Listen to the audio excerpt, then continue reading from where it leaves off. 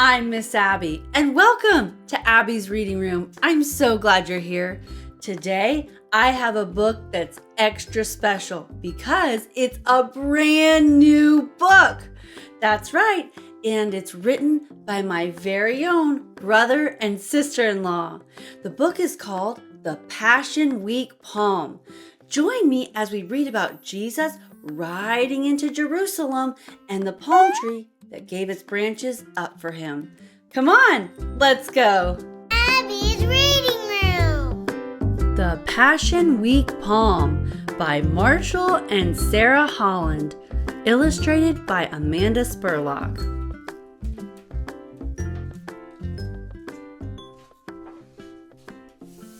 Once upon a time, in an arid land, a small palm seed was planted along the dusty road to Jerusalem.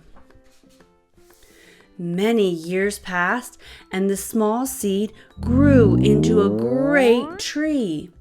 The palm loved when weary travelers found rest in the shade of her leafy branches.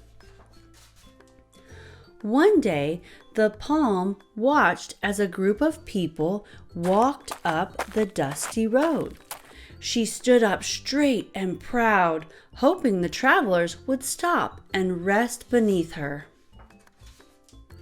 As the crowd drew closer, she could see a man in the midst riding on a donkey. The people were shouting, "Hosanna! Blessed is the one who comes in the name of the Lord!" Some even took off their coats and laid them on the dirt road in front of the man and the donkey. When the multitude reached the palm, a boy scrambled up into her branches. He cut the fronds and dropped them down to the onlookers below. Some of the crowd waved the palm branches in the air. Others laid them in front of the donkey and his rider. The man on the donkey looked up at the now barren palm.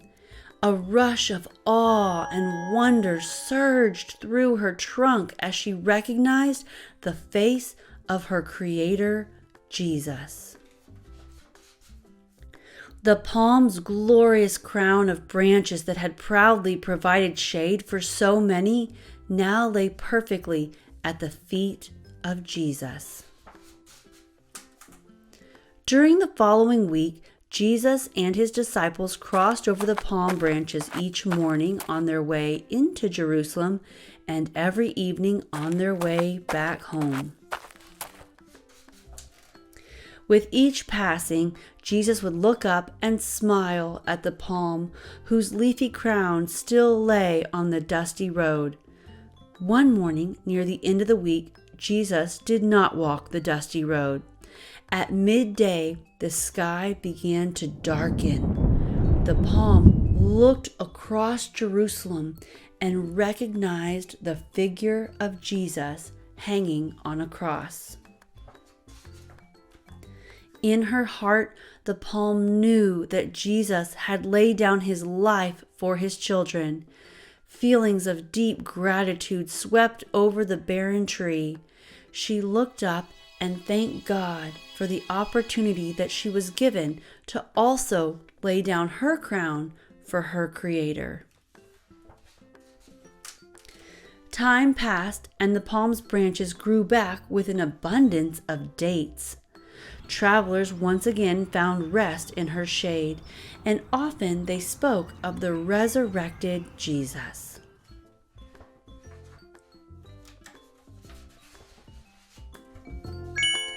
The end.